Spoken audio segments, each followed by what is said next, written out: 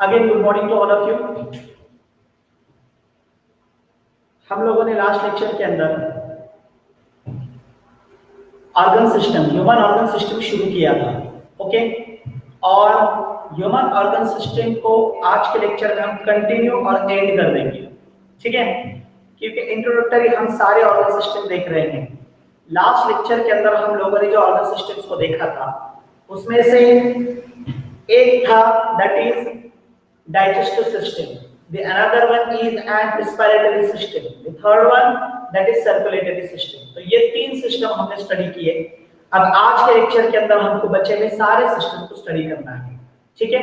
ये सारे सिस्टम हम इंट्रोडक्टरी देखेंगे और जब हमारा रेगुलर क्लास शुरू होगा, जब हमारे डिविजन्स अलग अलग होंगे, तो उस वक्त के अंदर हम ये सारे सिस्टम्स को डेप्थ के अंदर देखने वाले हैं। वैसे भी हमारा ये फाउंडेशन चल रहा है, ठीक है। चलो, तो अब हम लोग शुरू करते हैं from that is excretory system.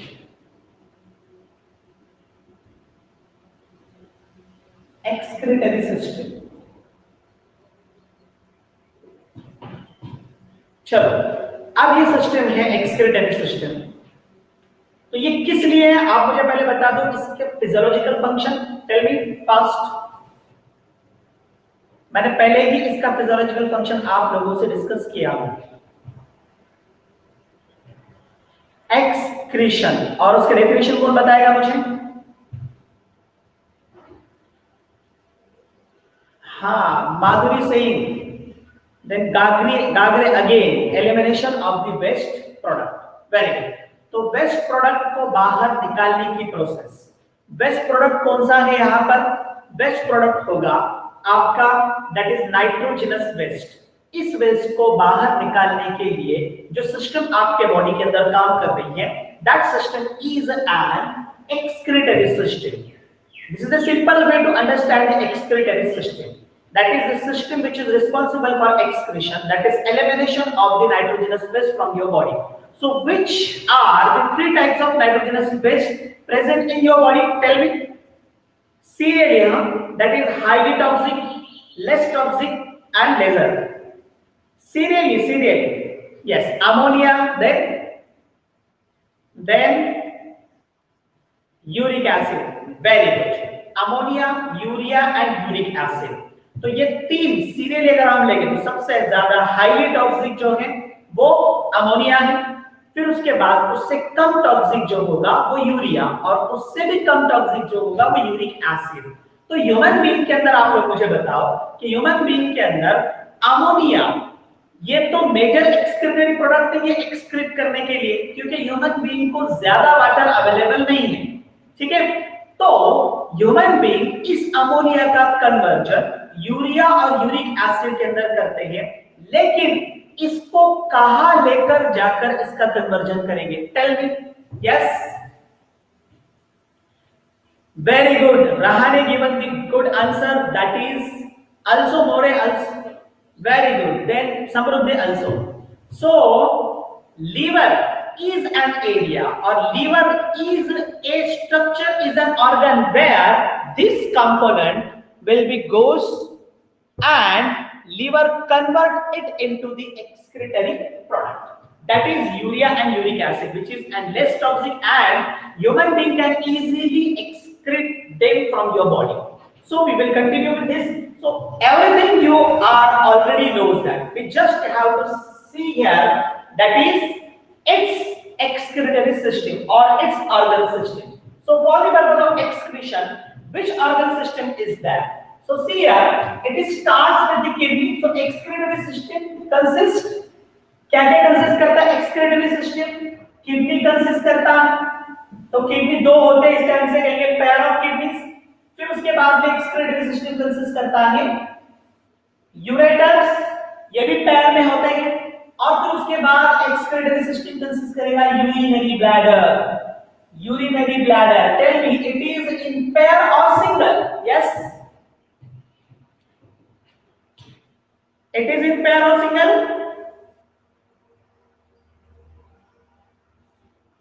Very good, it is single. Then last one is a urethra. Last one is an urethra.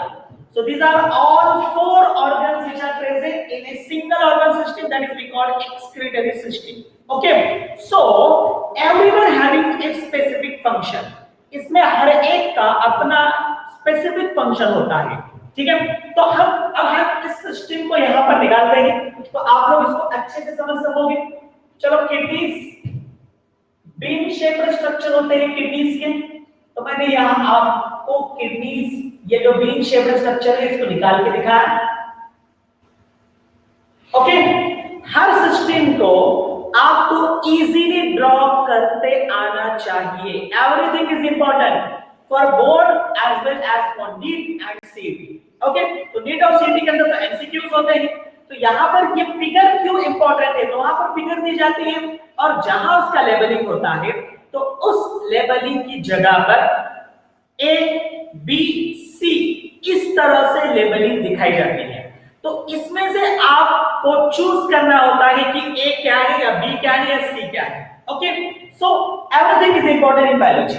तो बायोलॉजी के अंदर की जो फिगर्स होती है, फिगर्स भी बहुत ज्यादा इंपॉर्टेंट है, किस लिए, for the purpose of board as well as competitive exams.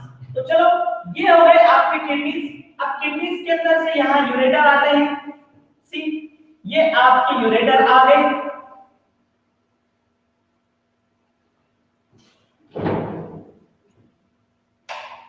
ठीक है, अब ये यूरेटर एंटर हो गए यहां पर यूरिनरी ब्लैडर के अंदर,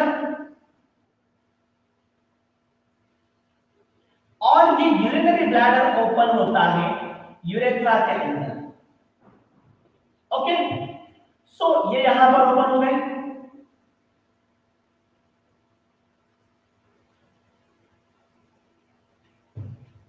तो ये हुआ यूरिनरी ब्लैडर और नीचे है आपका यूरेथ्रा। अब ये जो किडनी है आपकी, पेयर ऑफ किडनीज, तो ये किडनीज दो पार्ट में डिवाइड हुई। इंटरनली ये किडनीज के अंदर अगर हम स्ट्रक्चर क्लियरली देखें तो इंटरनली इसके अंदर होते हैं रेनल पिरामिड्स। ओके, जो किडनी का मिडल पार्ट है, तो ये है आपके रेनल पिरामिड्स। तो एक ही किडनी के अंदर बताऊंगा मैं अभी इसको। और जो ये बाहर का रीजन है उसे हम कॉर्टेक्स कहते हैं, ठीक है। और beside this there is presence of partially covered capsule। तो यहां पर partially covered capsule भी किडनी को प्रेजेंट होती है for the purpose of its protection. इसके प्रोटेक्शन के लिए partially covered capsule भी यहां पर होता है। तो मेन जो वर्क करने वाला पार्ट है किडनी के अंदर, तो ये यहां पर होता है पिरामिड्स के अंदर। तो पिरामिड में कुछ पार्ट होता है, कुछ पार्ट बाहर जाता है, तो वो उसका एक्चुअल स्ट्रक्चरल यूनिट होता है। तो किडनी का जो एक्चुअल स्ट्रक्चरल यूनिट है या तो फंक्शनल यूनिट है, आप लोग मुझे बताओ वो कौन सा है, टेल मी, तब तक मैं इसको लेबलिंग करता हूं। Yes, very good, that are the nephrons. तो यहां पर हम देखेंगे ये जो रेनल पिरामिड्स होता है ना, ये आपका है रेनल पिरामिड। रेनल पिरामिड क्या कंसिस्ट करता है, रेनल पिरामिड कंसिस्ट करता है नेफ्रॉन, ठीक है। तो नेफ्रॉन ये जो है ये है functional structural and functional unit of kidney. ये स्ट्रक्चरल यूनिट भी है और किडनी का ये फंक्शनल यूनिट भी है, ठीक है। अब ये किडनी का स्ट्रक्चरल यूनिट और फंक्शनल यूनिट कैसे है, तो किडनी इंटरनली नेफ्रॉन से बनी, millions of nephrons are present in single kidney. एक किडनी के अंदर मिलियंस ऑफ नेफ्रॉन्स प्रेजेंट होते हैं। अब ये एक नेफ्रॉन क्या काम करता है, ये एक फंक्शनल यूनिट है, तो मिलियंस ऑफ ये इसलिए हम इसे क्या कहते हैं, स्ट्रक्चरल यूनिट, ठीक है। अब फंक्शनल यूनिट कैसे कहेंगे, बिकॉज ये जो नेफ्रॉन है ये क्या करेगा, आपका दो फंक्शन कंसिस्ट करेगा। एक फंक्शन क्या होगा, that is formation of urine. क्या करेगा ये, फॉर्मेशन ऑफ यूरिन, ये यूरिन को बनाएगा। और दूसरा फंक्शन ये क्या कंसिस्ट करेगा, दैट इज एन ऑस्मोरेगुलेशन। क्या करेगा ये, osmoregulation. Can you tell me what is osmoregulation? Yes, yes, can you tell me what is osmoregulation? Yes,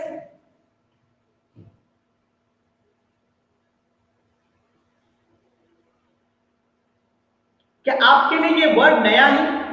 आप ये भी मुझे बता सकते हो। ये वर्ड आपके लिए नया है, ठीक है, चलो। ऑस्मो, मैंने आपको बताया ऑस्मोसिस के अंदर सॉल्वेंट ट्रैवल होता है, इसके पहले मैंने आपको बताया। अब यहां पर सॉल्वेंट के अंदर क्या होता है? तो सॉल्वेंट के अंदर आपका वाटर होता है मेन, ठीक है। तो वाटर और इसी के साथ सॉल्ट, याद रखो ऑस्मोरेगुलेशन क्या है। Osmoregulation that is maintenance of water and salt balance. क्या करना है? ये ये काम करेगा, वाटर और सॉल्ट को आपके बॉडी के अंदर बैलेंस करेगा, ठीक है। It balances the water and salt in your body. तो वाटर और सॉल्ट ऑस्मोरेगुलेशन के थ्रू किडनी बैलेंस करता है। ये बहुत इंपॉर्टेंट फंक्शन है, याद रखो। ह्यूमन बीइंग है, हायर एनिमल से तो ऐसे काम होगा, और अगर लोअर एनिमल है या तो लोअर ऑर्गेनिज्म, यूनिसेलुलर ऑर्गेनिज्म को आप देख लो, पोरीफेरस, सॉरी प्रोटोजोन्स। तो प्रोटोजोन्स के अंदर अमीबा है, पैरामीशियम है। तो अमीबा और पैरामीशियम के अंदर एक इंपॉर्टेंट स्ट्रक्चर होता है जो ऑस्मोरेगुलेशन करता है। क्या आपको मालूम है? जो ये मैंने जो आपको बताया, या तो ये जो पूछा हो आपको, कैन यू टेल मी? एक स्पेसिफिक स्ट्रक्चर होता है यूनिसेलुलर प्रोटोजोन्स के अंदर, मतलब प्रोटिस्टा के अंदर। और प्रोटिस्टा में आपने एग्जांपल ऑलरेडी स्टडी किया है, पैरामीशियम अमीबा। तो इसमें ऐसा कौन सा स्ट्रक्चर होता है जो ऑस्मोरेगुलेशन करने का काम करता है? Yes, can you tell me? मैंने आपको नीट का क्वेश्चन पूछा है, ये आपके सामने रखा हूं, मैं तो आपको बता दूंगा, लेकिन आप में से कौन जानता है? यस, सौरभ पे होगा, सौरभ ने तो पहले से ही पढ़ा होगा। Yes,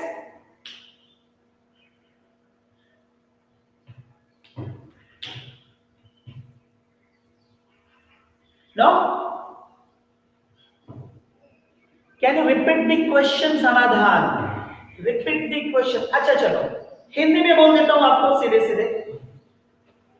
in protozoans, for example amoeba and paramecium, there is an organelle, there is an organelle. Amoeba और पैरामीशियम के अंदर एक ऑर्गेनेली होती है जो ये दोनों भी फंक्शन करती है, मतलब एक्सक्रीशन का काम भी करती है। यूरिक फॉर्मेशन नहीं होता उनके अंदर, तो एक्सक्रीशन का काम भी करती है और ये काम दैट इज ऑस्मोरेगुलेशन भी करता है। तो वो ऑर्गेनेली का नाम आपको मुझे बताना है। यस,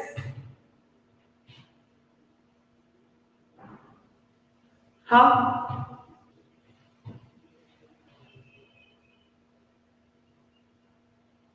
नहीं, you don't know his? Okay, in bridge course it is new for you I think. Amoeba, अरे मैंने तो आपको ऑर्गेनिज्म का नाम बताया, मुझे क्या चाहिए यहां पर? मुझे यहां पर उसके अंदर जो ऑर्गेनेली होती है वो मुझे चाहिए। यस, वो ऑर्गेनेली जो यहां पर काम करती है ऑस्मोरेगुलेशन का। नेफ्रिडिया एंड मालविके नहीं, ये तो लोअर एनिमल्स के अंदर है, आप लोगों को मालूम नहीं है ये, इसलिए आप लोग ये बता रहे हो। लेकिन जो मैं आपको पूछ रहा हूं, मुझे ऐसे लग रहा है कि आपको नहीं मालूम। फ्लेम सेल नहीं, लोअर एनिमल्स के अंदर है। यस, माइक में किसी ने कुछ कहा है, बोलो। Yes, vacuole, very good. यहां पर ये जो मुझे चाहिए था यहां पर आ गया। तो इसके आगे जो मैं आपको बताऊंगा वो वैक्यूल कौन सा है, क्योंकि वैक्यूल तो अलग अलग तरीके के होते हैं। हमारे पास में 4 तरह के वैक्यूल्स हैं, देखो याद रखो। एनिमल्स के अंदर छोटे वैक्यूल्स होते हैं, स्मॉल। प्लांट्स के अंदर सैक वैक्यूल होता है, बड़ा, ठीक है। बैक्टीरिया के अंदर गैस वैक्यूल होता है, और प्रोटोजोन्स के अंदर होता है कॉन्ट्रैक्टाइल वैक्यूल। क्या होता है प्रोटोजोन्स के अंदर? या आप लिख लो इसको, कॉन्ट्रैक्टाइल वैक्यूल, ठीक है। अब ये कॉन्ट्रैक्टाइल वैक्यूल आपको मिलेगा अमीबा और पैरामीशियम में, ठीक है। अमीबा और पैरामीशियम के अंदर ये कॉन्ट्रैक्टाइल वैक्यूल मिलेगा। चलो मैं अन्य बात की एक फिगर आपके सामने निकाल लूं एकदम शॉर्ट के अंदर, सॉरी पैरामीशन की फिगर निकाल लेता हूं जिसको आप अच्छे से पहचान सकते हो।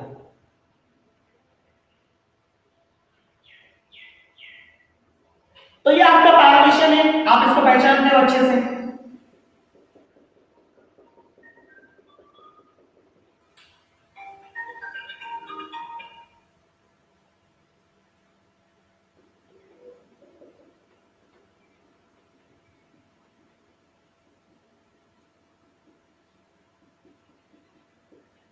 सही है। तो इस पैरामीशन के अंदर आपने ये ऐसे स्ट्रक्चर देखे हुए, देखो स्टार शेप स्ट्रक्चर। आपने कौन सी फिगर स्टडी की है मुझे नहीं मालूम इसके पहले, लेकिन मैं जो फिगर निकाल के दिखाता हूं तो ऐसे निकालता हूं मैं। ये बड़ा न्यूक्लियस है, ये छोटा न्यूक्लियस है, बराबर है, सही है। ऐसी फिगर आप लोगों ने स्टडी की है, यस। और अंदर ये साइटोप्लाज्म, ओके, ऐसे ही फिगर आप लोगों ने स्टडी की, वेरी गुड। तो ये जो दिख रहा है ना आपको, ये हुआ और ये हुआ, दीज आर कॉन्ट्रैक्टाइल वैक्यूल। ये क्या है? ये कॉन्ट्रैक्टाइल वैक्यूल। और ये कॉन्ट्रैक्टाइल वैक्यूल नेफ्रॉन के जैसे ही काम करता है इन सेल के अंदर, यूनिसेलुलर एनिमल, यूनिसेलुलर ऑर्गेनिजम्स के अंदर। याद रहेगा आप लोगों को?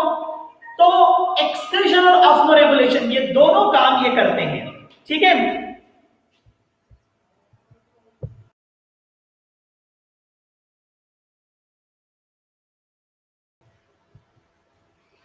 ओके, तो ये नाम आपको अच्छे से याद रखना है जो मैंने आपको बताया। कौन सा नाम मैंने आपको बताया? अमीबा और पैरामीशन। उसमें कौन है? कॉन्ट्रैक्टाइल वैक्यूल, जो ऑस्मोरेगुलेशन का काम करता है, ठीक है। अब ये ऑस्मोरेगुलेशन आप लोग कैसे पहचान सकते हो? देखो, घरों के अंदर जब भी डिसेंट्री लगती है या तो डायरिक कंडीशन होती है, तो जो ओल्ड एज लोग होते हैं ना घरों के अंदर, ये क्या कहते हैं बोलो मुझे? आप लोगों को मालूम होगा। आपको अगर डिसेंट्री लगी है या तो फिर डायरिक कंडीशन है, ठीक है, बहुत बार आपको बाथरूम जाना हो रहा है, तो ऐसे वक्त में आप लोगों को ओल्ड पर्सन जो हमारे घरों के अंदर होते, तो वो क्या पीने के लिए कहते हैं? Can you tell me? Yes,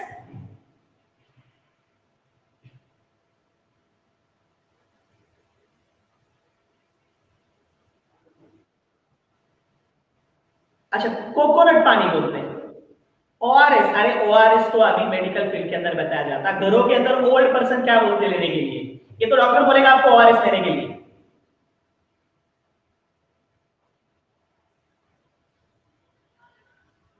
water, लेकिन वाटर किसके साथ? मराठी में भी बोल सकते हो, कोई प्रॉब्लम नहीं। सॉल्ट वाटर किसने लिखा है? ये अंकिता ने लिखा है। लेमन तो वो बाद में है, अंकिता ने लिखा है सॉल्ट वाटर, लेमन वाटर तो बाद में है। तो सॉल्ट एंड, तो उसे हम सिंपली कहते हैं मीठ साखरेचं पानी, नमक शक्कर का पानी। सही है? मैं जो बोल रहा हूं वो सही है? यस, हाँ। तो ये जो नमक और शक्कर, ये जो आप किस में यूज करते हो? वो आप उसको यूज करते हो दैट इज इन वाटर, उसको मिक्स करके पिया जाता है। तो उस वक्त में आपके बॉडी की इंटरनल जो डिसेंट्री की वजह से जो वाटर लॉस हुआ है, और डिसेंट्री की वजह से इंटरनल मिनरल्स और जो आपको एनर्जी देता है वो कंपोनेंट उससे लॉस हुआ है, तो वो फिर से भरकर निकालने के लिए ये दिया जाता है। और ये एवर टाइम सही है आपके ओआरएस से या तो अदर कौन से भी मेडिकल के अंदर मिलने वाले वाटर से। ये वाटर कभी भी सही है, that is sugar and salt water. Okay, उसको मिक्स कर लो, उसको पी लो। चलो, मैं डॉक्टर नहीं हूं, वैसे तो मैं बता नहीं सकता हूं, लेकिन इतना तो मैं आपको बता दूं कि ये बहुत इंपॉर्टेंट है। जब भी आपको सॉरी, जब भी आपको ऐसी आपको यहां तक की क्लियरली समझ में आ गया जो मैंने आपको बताया। तो मैंने एक रेमेडी भी बता दिया आपको, घर के अंदर अगर डिसेंट्री और डायरिया हो जाए तो क्या करना है आपको। तो चलो हम आगे चलते हैं। ये हुआ आपका एक्सक्रीशन। तो चलो आगे के कंपोनेंट में लेते हैं। यूरेटर्स जो क्या करता है, जो यूरिन यहां किडनी में बनेगा उसको कैरी करेगा टुवर्ड्स द यूरिनरी ब्लैडर। अब ये यूरिनरी ब्लैडर है, तो यूरिनरी ब्लैडर के अंदर ये यूरिन कुछ पीरियड तक के स्टोर रहेगा। जब मैच्योरेशन पीरियड आएगा तो उस वक्त में क्या होगा, ये यूरिन को बाहर निकाला जाएगा थ्रू यूरेथ्रा। तो ये है आपका यूरिनरी ब्लैडर, यूरिनरी ब्लैडर, और ये है आपका यूरेथ्रा, ठीक है। सो यूरेथ्रा जो यहाँ पर होता है, यूरिनरी ब्लैडर तो मेल और फीमेल दोनों के अंदर से मिला है, लेकिन यूरेथ्रा मेल के अंदर ये इलोंगेटेड होता है और फीमेल के अंदर शॉर्ट होता है। ठीक है, इसको याद रखो। इसको हम और डेप्थ में देखेंगे जब आप 11th के अंदर, जब आपका रेगुलर सिलेबस शुरू हो जाएगा। अब यहाँ पर ज्यादा डेप्थ देखते बैठा तो यहाँ एक्सक्रीशन ही आपका पूरा हो जाएगा चैप्टर। चलो यहाँ तक आपको समझ में आ गया? Is it clear up to this? अच्छा, क्लियर है तो इसका स्क्रीनशॉट ले लो, हम अगली सिस्टम शुरू कर देते हैं। इसका स्क्रीनशॉट ले लो। Is it done? Okay okay, चलो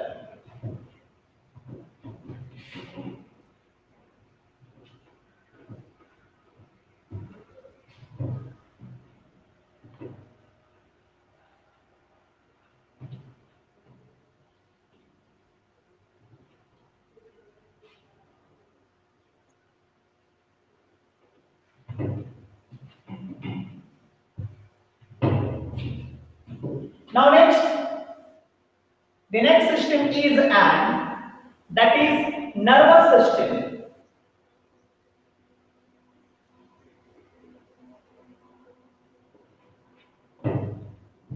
तो इसका भी ऑर्गन है अपने अंदर, अपने बॉडी के अंदर। अच्छा याद रखो, ऑर्गन सिस्टम के अंदर जितने भी इंपॉर्टेंट ऑर्गन है ना, कि सारे के सारे विसरल ऑर्गन से, लिख लो आपके पास में, ऑर्गन सिस्टम के अंदर जितने इंपॉर्टेंट ऑर्गन आएंगे वो सारे क्या होंगे? विसरल ऑर्गन्स होंगे। विसरल, ये विसरल ऑर्गन इनवॉलंटरी होते हैं, इनवॉलंटरी। आप बोलोगे इसके पहले नहीं बताया और अभी क्यों बता रहे हैं? वजह है बताने की, कॉज है बताने का, क्योंकि हम आए हैं नर्वस सिस्टम के अंदर। हम कहां आए हैं? नर्वस सिस्टम के अंदर। और ये इनवॉलंटरी जो वर्ड होता है ना, ये वर्ड आपका नर्वस सिस्टम के अंदर आता है। तो इनवॉलंटरी क्या है? मुझे ऐसे लग रहा है मेरे दिल को कि मुझे यह हाथ ऐसे फिराना है, मुझे इस हाथ से लिखना है, मुझे ऐसे लग रहा है मुझे चलना है, मुझे ऐसे लग रहा है मुझे दौड़ना है। तो ये मुझे लग रहा है, ठीक है। इसका मतलब मैं अपने ब्रेन को ऑर्डर दे रहा हूं और फिर मेरे बॉडी के हर पार्ट काम कर रहे हैं। I understand what I am saying?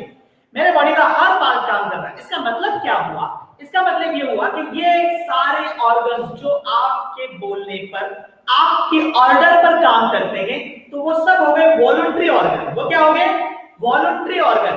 और वो ऑर्गन जो आपके बोलने पर काम नहीं करते, तो खुद से काम करते हैं, by their self decision they working. Okay, so that organs are called as the involuntary organ. ऐसे ऑर्गन को हम क्या कहते हैं?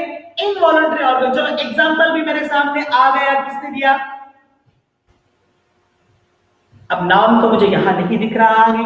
ओके, ऋषिकेश, हार्ट एग्जांपल दिया है ऋषिकेश के अंदर। ऋषिकेश ने जितने भी ऑर्गन सिस्टम है, याद रखो, जितने भी ऑर्गन सिस्टम है, हर ऑर्गन सिस्टम के अंदर आने वाला हर ऑर्गन, ये क्या है? आपका इनवॉलंटरी, मतलब जो इंपॉर्टेंट ऑर्गन होता है, जो आपके बॉडी के, मतलब आपके ऑर्डर के बगैर काम करता है, तो उन्हें कहते हैं हम इनवॉलंटरी। और जो आपके ऑर्डर थ्रू काम करता है, उसे वॉलंटरी कहेंगे। चलो किडनी में आ गया यहाँ पर, और कौन कौन से आएंगे? चलो आप दे दो मुझे आंसर, मतलब मुझे यहाँ लिखने की जरूरत नहीं है इनवॉलंटरी की। Blinking of eyes, very good. Year, lungs, very good. अरे ईयर नहीं होगा, ईयर नहीं होगा, ये ईयर आपका सुन के थोड़ी काम करेगा, वो खुद से काम करेगा। स्किन भी नहीं है, डायफ्राम है, डायफ्राम है, लीवर है, नोज नहीं है, लीवर है, वेरी गुड। चलो बहुत सारे ऑर्गन आ गए। तो अब तक के हमने जितने लिए, चलो स्टमक है, हार्ट है, किडनी है, लीवर है, पैंक्रियास है, तो ये जितने भी ऑर्गन है सब इनवॉलंटरी है। और मैंने जो आपको बताया कि मुझे अब चलने को दिल कर रहा है, मुझे बोलने को दिल कर रहा है, तो मेरा माउथ आ गया, तो मुझे ऐसे लग रहा है कि मुझे क्या करना है कि ये स्मेल लेना है मुझे, तो मेरा नाक, मेरा नोज काम कर रहा है, मुझे कुछ सुनना ऐसे लग रहा है, तो मेरा ईयर काम कर रहा है। तो एवरीथिंग इज एन वॉलंटरी। जो आपका दिल कहे वो करना, ये आपका वॉलंटरी। इसका मतलब ऐसे आप लोग समझ लो, जैसे शायरी के अंदर होता है कि आपके दिल के कंट्रोल के अंदर है आपके सारे बॉडी के पार्ट्स। चलो ठीक है, अब हम यहाँ पर कंटिन्यू कर लेते हैं। तो ये हो गए विसरल ऑर्गन्स जो इंपॉर्टेंट, विसरल उसे कहते हैं जो इंपॉर्टेंट है, बॉडी के सारे फंक्शन उसके थ्रू काम करते हैं, ठीक है। और इनवॉलंटरी ऑर्गन्स ये ऐसे ऑर्गन्स है जो आपके ब्रेन के थ्रू चलते हैं, नॉट बाय योर विल, जो आपके विल आपके बॉडी के थ्रू नहीं चलते। चलो हम अब नर्वस सिस्टम के अंदर आते हैं। तो नर्वस सिस्टम क्या काम करता है? तो नर्वस कंट्रोल, नर्वस सिस्टम क्या काम करेगा? नर्वस कंट्रोल, पूरे बॉडी को कंट्रोल के अंदर रखेगा, सारे सिस्टम को एक साथ चलाएगा, कोऑर्डिनेशन के अंदर रखेगा, सारे सिस्टम को एक साथ चलाएगा, कोऑर्डिनेशन के अंदर रखेगा। और सबसे इंपॉर्टेंट कुछ मैं वर्डिंग यहां पर लिख दूं, देखो इरिटेबिलिटी, इरिटेबिलिटी, ओके। उसके बाद ड्यू रिस्पॉन्स टू स्टिमुलाई,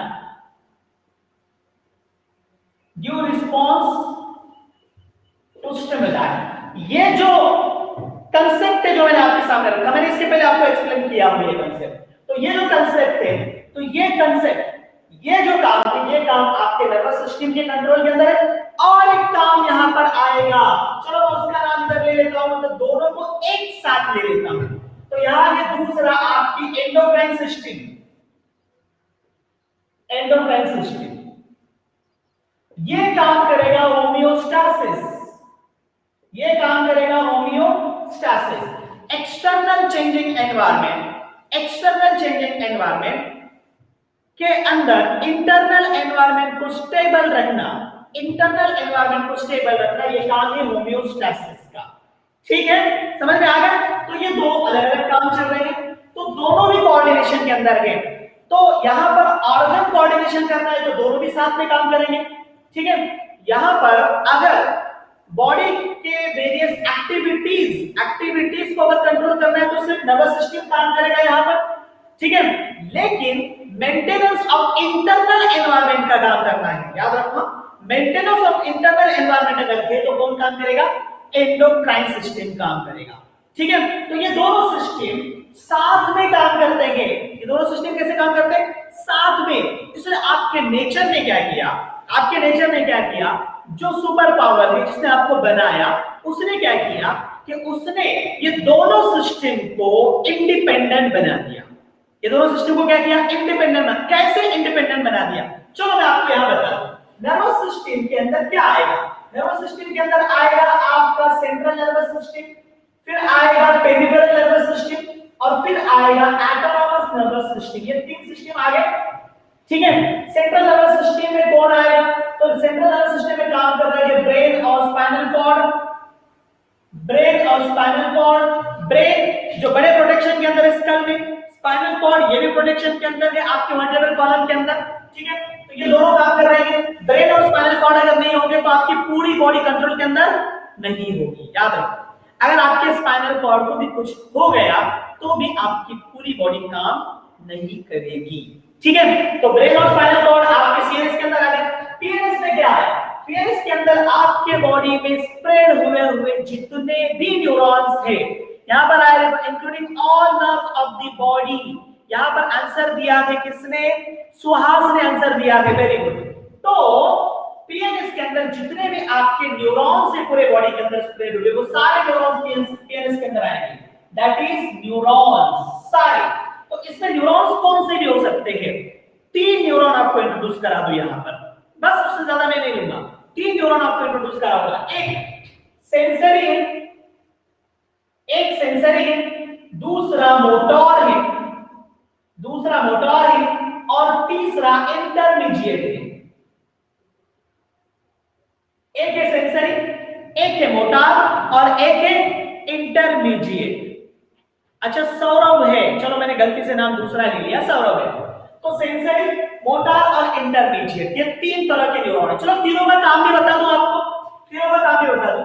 देखो फील देखो, फील करो, यहां आपने टच किया, कर देखो आप टच, यहां पर टच हो गया, लेकिन कैसे मालूम पड़ा? तो आप जब टच कर रहे हो तो ये इंफॉर्मेशन आपके सीएनएस को मिल रही है। किसको मिल रही है? सीएनएस को। तो ये इंफॉर्मेशन सीएनएस तक लेकर जाने का कौन काम करेगा? Can you tell me? Yes, very good. ये इंफॉर्मेशन आपके सीएनएस तक लेकर जाने का काम कौन करेगा? तो सेंसरी न्यूरॉन, वेरी गुड। तो बॉडी टू सीएनएस, ये काम करेगा सेंसरी न्यूरॉन, ठीक है। अब सीएनएस टू बॉडी अगर आना है, सीएनएस टू बॉडी अगर आना है, बॉडी मतलब क्या है, यहां सेंसरी ऑर्गन से, यहां सेंसरी ऑर्गन है, 5 सेंसरी ऑर्गन है, शक्तिमान ने बताया था, याद आता। अच्छा शक्तिमान सीरियल देखते हो आप लोग, क्या नहीं देखते? यस, अच्छा देख लेते हो आप लोग, तो उसने बताया था आपको। अच्छा उसके अंदर के सारे जितने भी पावर है ना, उसके अंदर वो सारे सेंसरी ऑर्गन्स के ऑर्गन्स को उसने लिया था। तो कौन कौन से ऑर्गन्स है उसके अंदर, सेंसरी ऑर्गन्स के अंदर कौन कौन से आएंगे? आपकी स्किन आएगी, यस। सेकंड क्या आएगा? आईज आएगी, वेरी गुड। फिर कौन सा आएगा? वेरी गुड, नोज आएगा, टंग आएगा, और फिर आखिर में क्या आएगा? यस, टंग आएगा। और क्या आएगा? पांचवा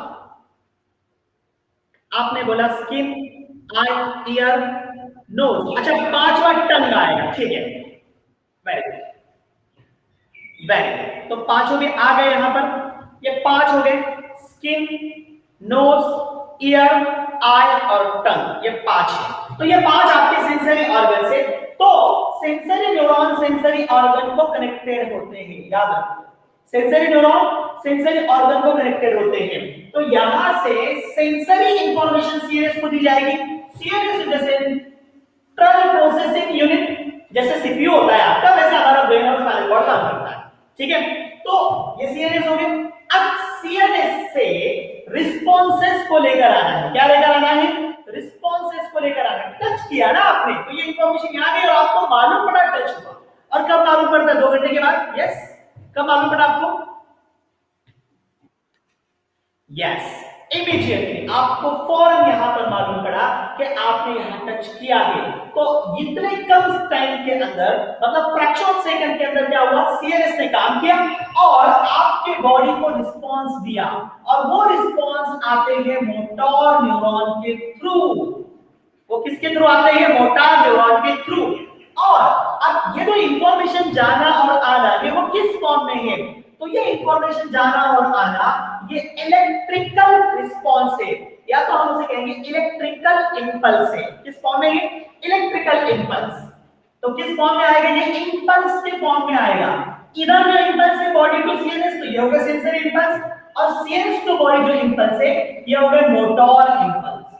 और इंपल्स इलेक्ट्रिकल होते हैं। इंपल्स कैसे होते हैं आपके? इलेक्ट्रिकल इंपल्सेस होते हैं। और इलेक्ट्रिकल आपको मालूम है, फैन आपने बटन दबा दिया और 1 घंटे के बाद फैन चालू हो गया, ऐसे होता है ना आपके यहाँ, यस।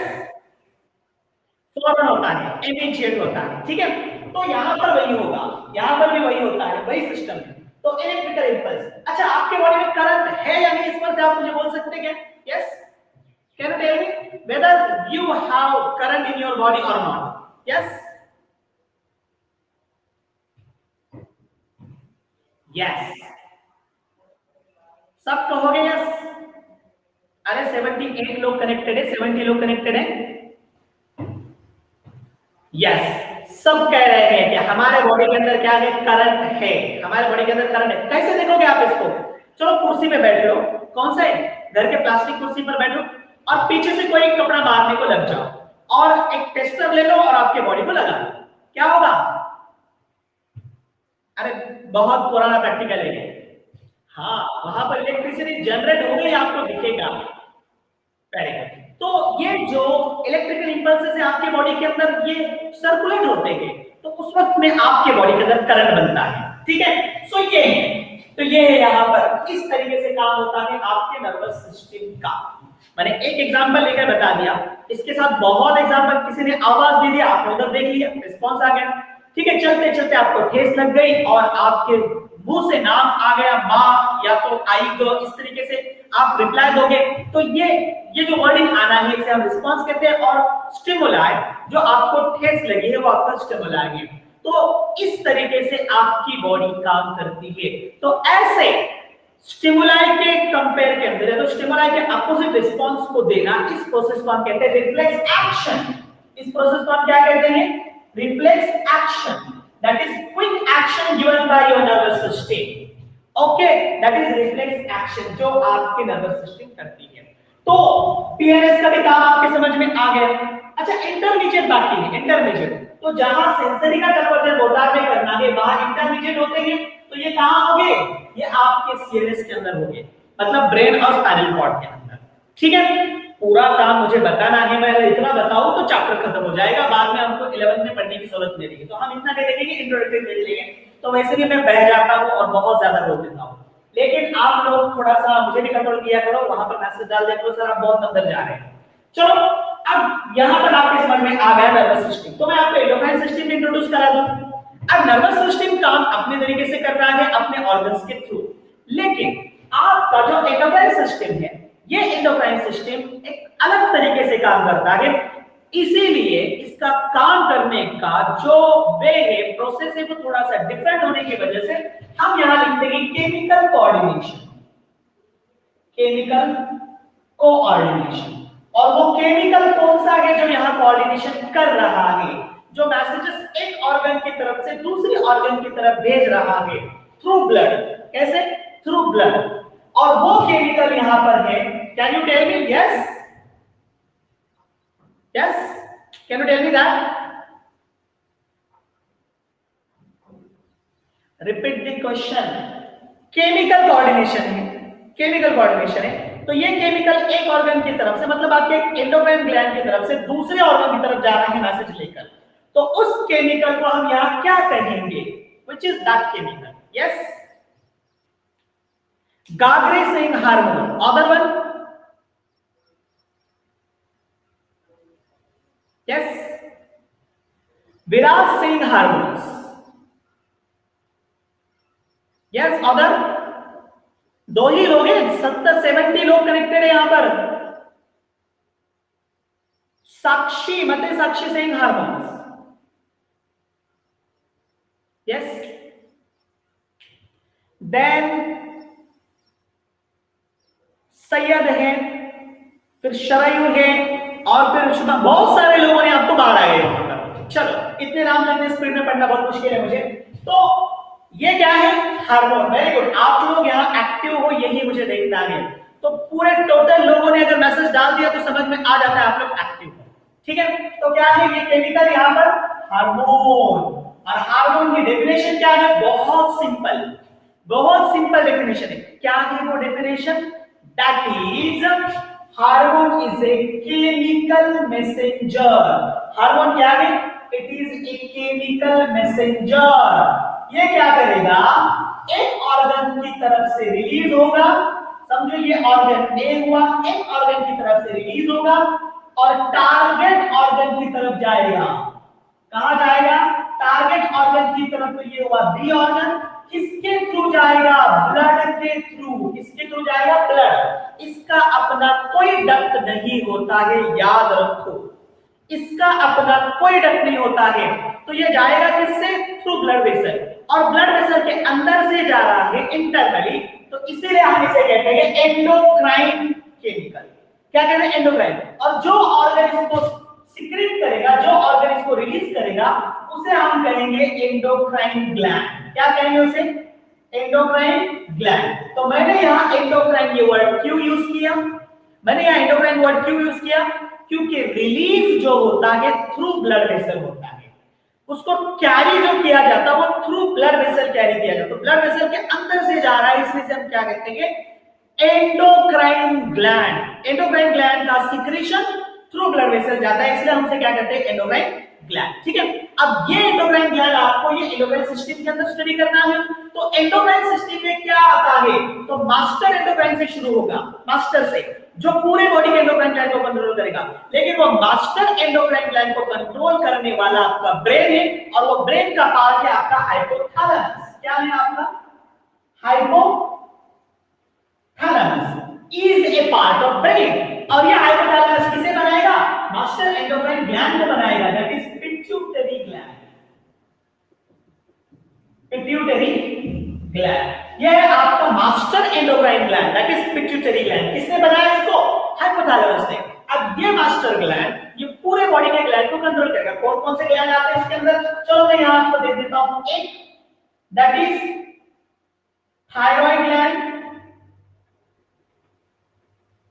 दूसरा यहां से शुरू करते हैं, ये देखो ये थायराइड है, ये थाइमस से नहीं लिखता, आप लोग उसको याद रखो, यहाँ थायराइड है, यहाँ थाइमस है, बराबर आपके चेस्ट में।